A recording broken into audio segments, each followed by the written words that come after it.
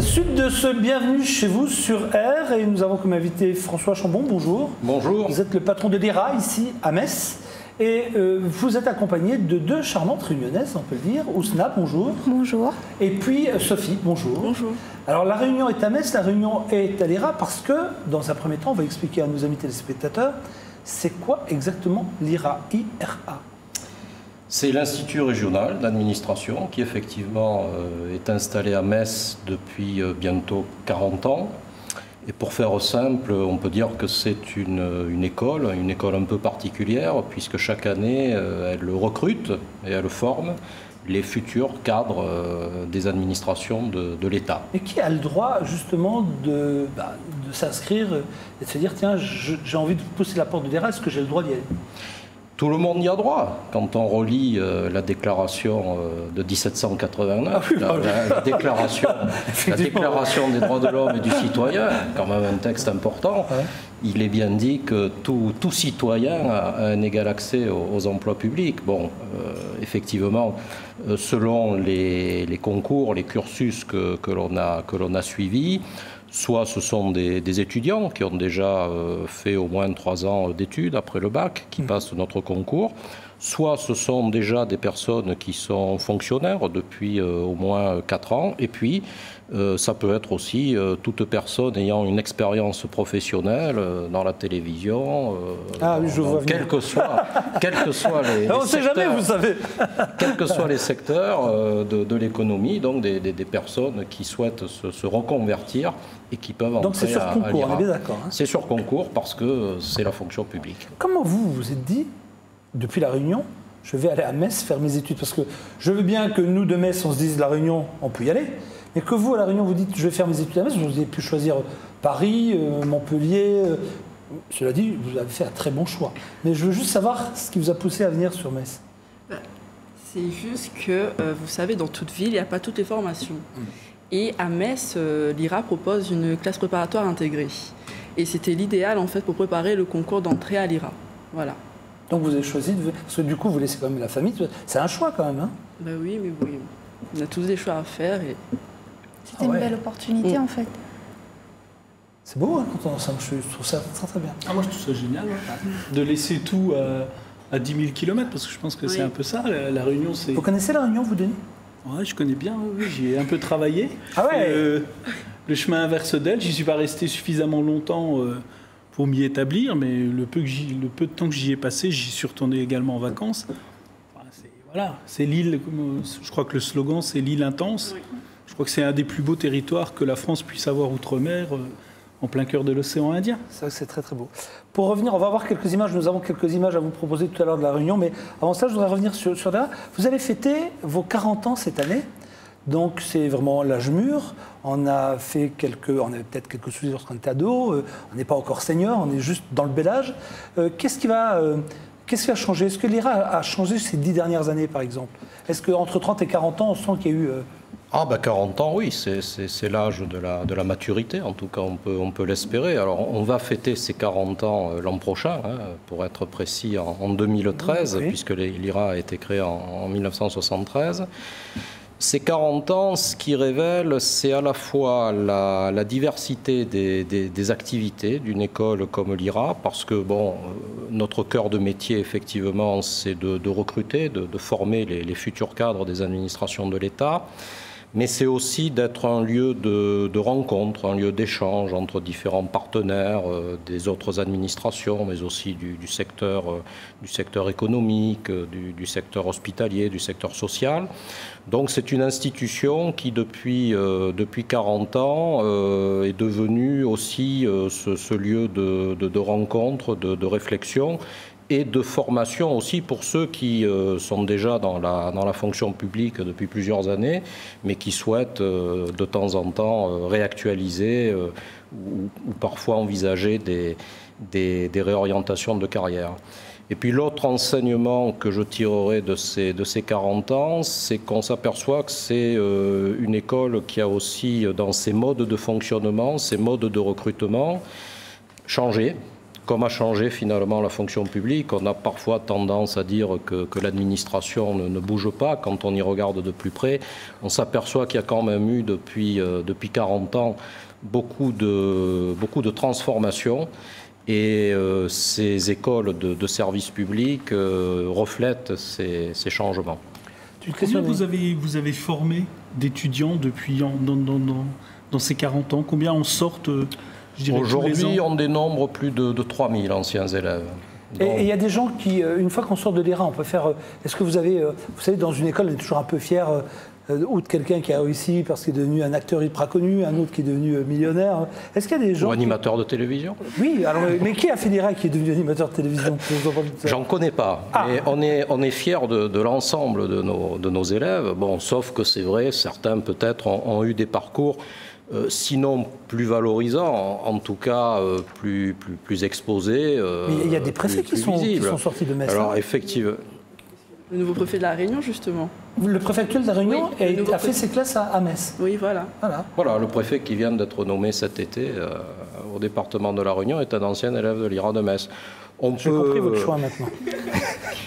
On peut avoir fait l'IRA et devenir, c'est le cas d'un de nos anciens élèves, général de gendarmerie.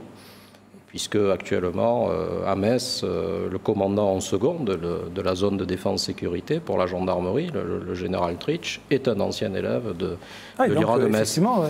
Alors, c'est peut-être pas les cas les plus représentatifs. En tout cas, moi, ce que je trouve intéressant pour des jeunes ou des moins jeunes qui s'engagent dans cette filière, c'est que lorsqu'ils sortent de l'IRA, à l'issue de la formation, personne ne peut leur dire ce qu'ils feront dans 5 ans, dans 10 ans, dans 15 ans, dans 20 ans. Ils vont forcément connaître différents univers administratifs ou peut-être même quitter... Oui. Ouais. Ousna, ouais. Oui, ben oui. C'est un peu pour ça que vous... Moi, j'aurais une question. Oui. En fait, quand vous aurez fini l'IRA, vous allez devenir fonctionnaire ou haut fonctionnaire. Vous n'avez absolument pas l'assurance, un jour, ou en tout cas dans un délai très proche, de pouvoir retourner travailler à La Réunion. Mais ça, on sait très bien. C'est-à-dire dès qu'on a su qu'on devait venir ici, on a fait ce choix, et on sait pertinemment qu'il nous faudra quand même... faire aller 5, 10 ans, voire 15 ans en métropole et ensuite la possibilité, si on a bien sûr, de repartir à La Réunion. Quand vous serez général de gendarmerie, vous serez avec nous, j'espère, parce que ça peut être utile par moment. Mais surtout, c'est une formation qui va vous donner accès directement à un emploi et un emploi très qualifié. Voilà. C'était ça. Enfin. Alors maintenant, pour faire plaisir à tout le monde autour de cette table, si vous voulez bien, je vais vous montrer les belles images que j'ai de cette belle île de La Réunion. Alors, c'est vrai que depuis 2010, vous faites partie du patrimoine mondial de l'UNESCO. Et c'est vrai que l'UNESCO protège et vraiment fait très attention à son image. Et là, je ne pouvais pas résister à vous montrer quelques images. Vous reconnaissez forcément. Oui, c'est dans les hauts de l'île. C'est dans les hauts de l'île. Oui. Faites-nous quelques commentaires, parce que nous, on ne connaît pas. Moi, j'ai jamais eu la chance d'y aller. Alors, dites-nous, on est où, là? Je pense que ça doit être dans les cirques. Parce que dans le littoral... Non, voilà, c'est les cirques. C'est pas le voile de la mariée, la cascade du voile de la mariée qu'on voit là. Ah non, ça non, je pense pas. Le voile de la mariée, c'est Vous avez une cascade qui s'appelle à l'Asie. Ouais. Ouais. Ah, moi, je me souviens, c'est Sillaos, je crois. C'est Salazie, voile de la mariée. Salazie, Sillaos, il y a la route aux 80 ou 90 virages pour y monter. Ah oui, c'est Sillaos. C'est Sillaos, Ouais. c'est Avec deux punchs, on ne redescend plus, hein, parce qu'à mon avis... Ah non, on a mal à la tête à la fin du... Je crois que Tu voyages ou des punchs? Non, à la fin du voyage, mais ensuite, quand on y arrive et tout, Ouais, on est c'est super magnifique. content et tout, parce que c'est super beau. Et puis le facteur qui fait la tournée au cirque de Sillaos, je crois qu'il part pour 5-6 jours à pied, parce qu'il y a effectivement des... C'est Amafat. C'est Amafat. Oui, Amafat. Il y a un facteur qui fait la tournée à pied, ça lui prend 5-6 jours aller-retour pour aller donner le courrier à droite et à gauche. Ben ça, c'est du service public. Je l'attendais. Là, je vais avouer que là, c'était bien placé, bravo. En tout cas, on a appris à découvrir l'IRA. Qu'est-ce qu'on peut dire? Il faut quel âge pour pouvoir s'inscrire à l'IRA? Il y a un âge... Il n'y a pas d'âge limite si vous pouvez faire... Ça, j'ai bien compris, mais il y a bien un âge... Non, de facto, bon, en général, les plus jeunes élèves ont aux alentours de 22 ans, puisqu'il faut avoir au moins, pour les étudiants, fait 3 ans d'études. Voilà. Donc les plus jeunes de nos élèves aujourd'hui ont 22, 23 ans. Bon, ben, les plus anciens, parfois, ont dépassé la cinquantaine. Et ça, c'est une richesse aussi des promotions, puisque aujourd'hui, sur une promotion qui compte 129 élèves, la moyenne d'âge est de 31 ans. Et le premier intérêt de cette formation, c'est de permettre à des gens qui ont vraiment des profils et des histoires, des parcours différents pendant un an de travailler ensemble. N'y voyez pas une indiscrétion de ma part, mais ces jeunes qui arrivent à Metz logent où? Par leurs propres moyens, ou en tout cas on leur indique des solutions de logement, parce que quand on est élève de l'IRA de Metz, on est déjà fonctionnaire stagiaire, donc rémunéré. C'est une formation qui est rémunérée, et donc matériellement nos élèves ont une certaine autonomie. Voilà, ben maintenant vous le savez, il existe depuis 40 ans déjà, l'IRA à Metz. Si vous souhaitez plus de renseignements, vous allez sur le site de l'IRA, parce qu'il y a forcément un site Internet. Tout à fait. Vous êtes où situé à Metz? Nous sommes sur la colline de Bellecroix, avenue de Lyon, ben voilà. Au numéro 15. Merci beaucoup, M. Jambon, merci beaucoup, mesdemoiselles. Et nous allons poursuivre ce Bienvenue chez vous tout de suite.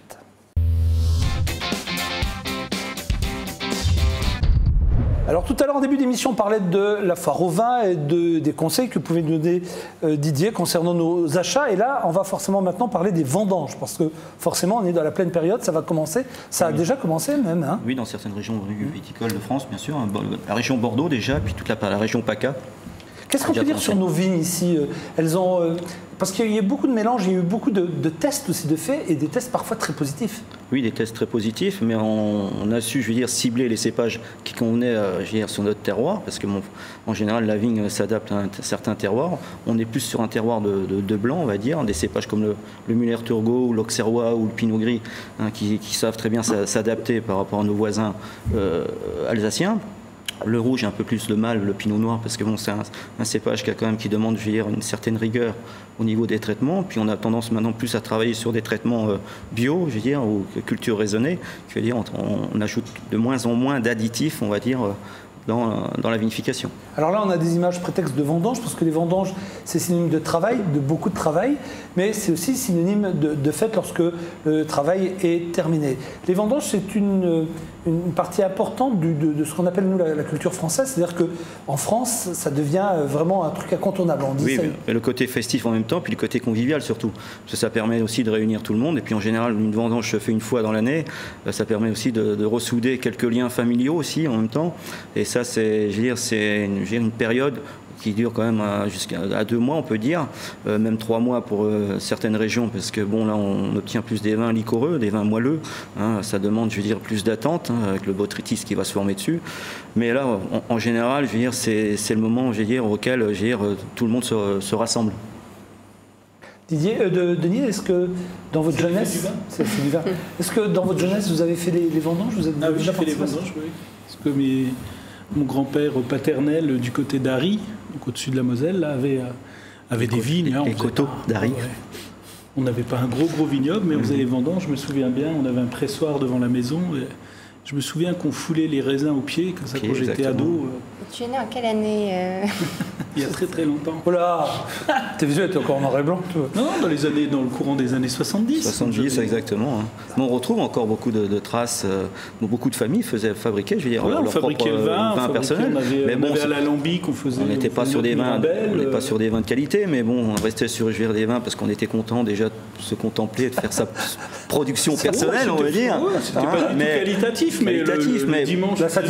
La satisfaction était grande. La satisfaction était grande. Puis bon, comme je disais tout à l'heure, c'était le sens un peu du partage. Tout le monde avait mis la main à la pâte, on peut dire. Puis ça, je veux dire, chacun trouvait un peu, je veux dire, côté originalité, un peu des arômes qu'on retrouve un peu que d'autres n'avaient pas. Puis chacun son propre vocabulaire. Puis après, bon, je veux dire, c'était le moment aussi le dimanche après la messe d'ouvrir la bouteille, je veux dire, qu'on avait vinifié soi-même. Ça, c'était vraiment le plaisir, le partage. J'ai d'ailleurs une anecdote aussi à propos de bouteilles. C'est que donc Arry a été un village occupé par les Allemands pendant la Seconde Guerre, donc tout le monde a été chassé. Mais mes grands-parents, ils sont partis avec leurs bagages, avec leurs gosses, dont mon père qui était petit, et puis mes oncles et tantes, sont partis dans la Drôme. Et en fait, dans une partie de la famille, on avait caché les bouteilles. Pour pas que les Allemands, comme on dirait chez nous, les schnicks. Hein. Oui, exactement. Et ces bouteilles-là, quand on est revenu, la guerre finie, plus personne n'a jamais retrouvé où avait été enterré ces Il y a bien bouteilles. quelqu'un un jour qui a dû les retrouver. Il y a quelqu'un un jour qui, en creusant une tranchée au fin fond d'un jardin, a tout à coup fait poum. Et il y avait des bouteilles en dessous. C'était toutes les bouteilles qui étaient cachées depuis 40 ans. Il y a une chose assez originale. Il y a une vingtaine d'années, à Metz, dans la rue Sainte-Caire, pas très loin de mon magasin, on a retrouvé des caves qui avaient été murées pour pas que les Allemands viennent chercher notre propre produit. Puis des grands domaines. Hein. Je pourrais citer le Cheval Blanc quand même. Non. Hein. Ah oui, 1927 et 1929 exactement. Les 2 millésimes qu'on avait retrouvés. Faites attention à ce qu'on dit, parce qu'en ce moment, avec tous les travaux qu'il y a dans Metz, je sens qu'on va retrouver des trucs. Rassurez-vous, il n'y en a plus. Faire attention, ça appartient à Bernard Arnault. Hein. Et Albert Frère. On s'est servi. Juste une question, quels sont je suis en train de chercher le mot, les cépages que l'on a ici en Lorraine? Alors, en Lorraine, on a le Müller-Thurgau, comme je disais tout à l'heure, on a le Pinot Gris, Pinot Blanc, Auxerrois beaucoup, on a un peu de Gewürz, bien entendu, le Chardonnay qui est autorisé sans être trop autorisé, parce qu'on fait on essaye de se lancer dans des vins effervescents, parce qu'on ne peut pas appeler ça méthode traditionnelle, méthode champenoise, on appelle ça méthode traditionnelle, ou vin mousseux, voilà. Après, tout dépend de l'assemblage qu'on veut mettre.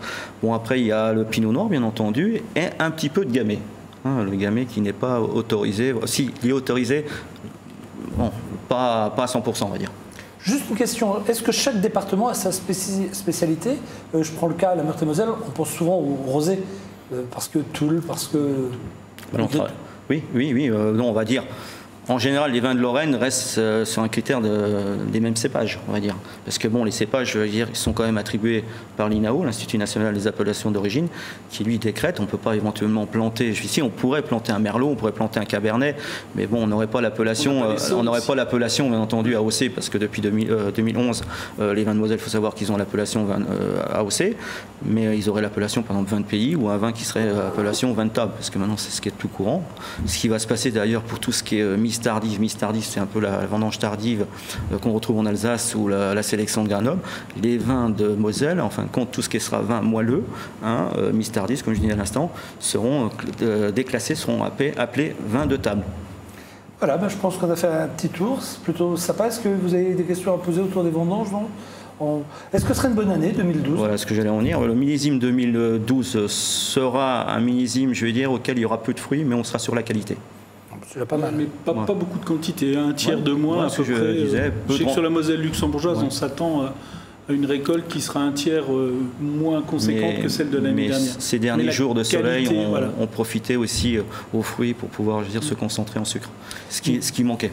Merci beaucoup pour tout cela. Maintenant, on va donner la parole à Virginie. Avec, comme tous les vendredis, maintenant, à partir de cette semaine, Denis, il faut que vous le sachiez, nous allons jouer au pourquoi, des pourquoi de Virginie. Alors, attention, est-ce que vous êtes prêts à jouer? Je vais vous poser quelques questions. Alors, on va faire un premier tour de table. Et si vous n'avez pas la réponse, vous avez le droit de me poser des questions. Je répondrai par oui et par non. Attention, je donne des notes à la fin. Vous êtes notés. On va essayer d'être bons élèves. C'est vrai? Bon, pourquoi les insectes sont-ils attirés par la lumière, les garçons? Vous les voyez, les insectes qui tournent autour? Pourquoi les insectes sont attirés par la lumière? Voilà. Parce qu'ils n'aiment pas l'ombre? Parce qu'ils n'aiment pas l'ombre? Non. Je suppose que... pourquoi Chez vous aussi, il y a peut-être plus de chaleur au niveau énergie, donc une lumière provoque un peu de chaleur, j'invente un truc. Peut-être que l'insecte est attiré plus par la chaleur que par la lumière. C'était possible, mais c'est pas ça. Il n'aime pas l'humidité? L'humidité, non. Maintenant, vous pouvez poser des questions. C'est un rapport avec... Est-ce qu'il y a sur l'insecte, je sais pas moi, quelque chose qui fait qu'il capte la lumière? Capter, oui. La lumière, non. Est-ce que ça a un rapport avec leurs yeux? Non. Mais avec leur sens. C'est une certaine attirance, en fin de compte. Voilà, un repère, je dirais. La lumière est un repère pour les sens des insectes. Waouh, là ça devient compliqué pour nous.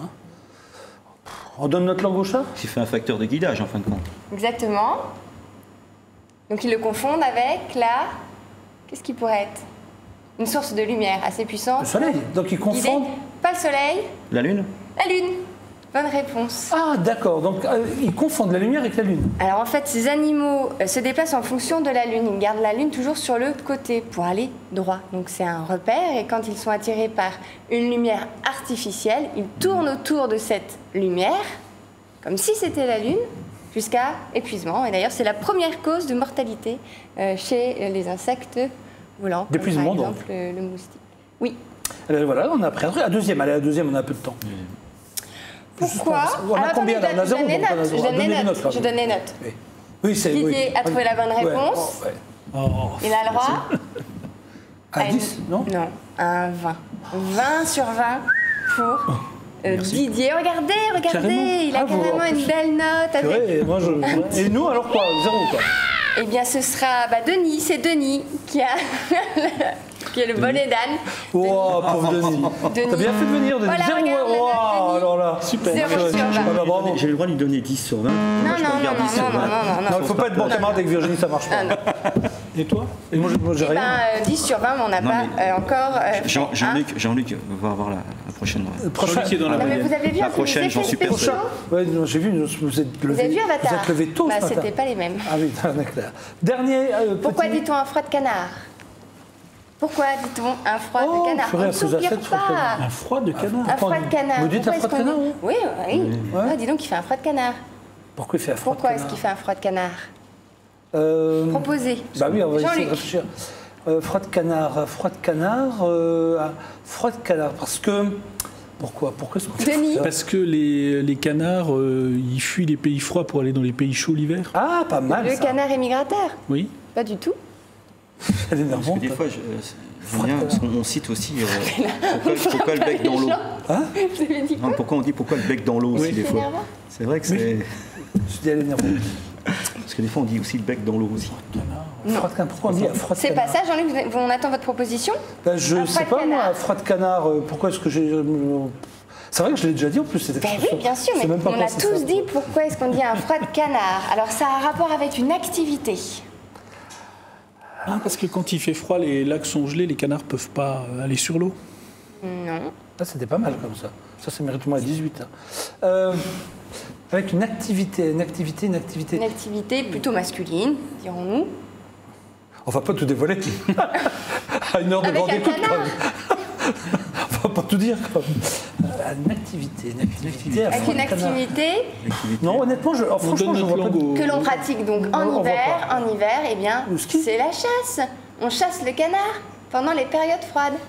Oh, je n'ai jamais trouvé ça, moi. Hein. Vous aurez trouvé Mais ça tout simplement. Bah là, zéro. Zéro complet, on met à zéro à tout le monde. Hein. Tout le Buveur, monde, ni mais pour chasseur, tout le monde. Ni fumeur, ni chasseur, ni buveur. 0 sur 20, Jean-Luc. 0 Tout sur le 20. monde a 0 sur 20 jours, merci Allez, hop. quand même. Eh ben, c'était. Denis, Moi, 0 j'ai sur appris un 20. truc. La prochaine fois qu'on me dira ça, je saurai en tout Et cas. Didier, on n'oublie pas Didier. C'est la note de Didier. Bah, il a eu comme nous. Hein. Zéro. Il n'y a aucune raison qu'il n'ait pas 0, je vais vous dire Qui est sur franchement. ma tête, d'ailleurs. On arrive à la fin de cette émission, chers amis. Merci de nous avoir suivis. On va remercier Didier qui nous Merci a à vous guidés. On va remercier le rédacteur en chef de L'Essentiel, M. Denis Berch. On va remercier Virginie. Et nous, on se donne rendez-vous forcément sur RDO. Bienvenue chez vous pour de nouvelles aventures de demain. Bye bye, merci, au revoir. Au revoir. Au revoir.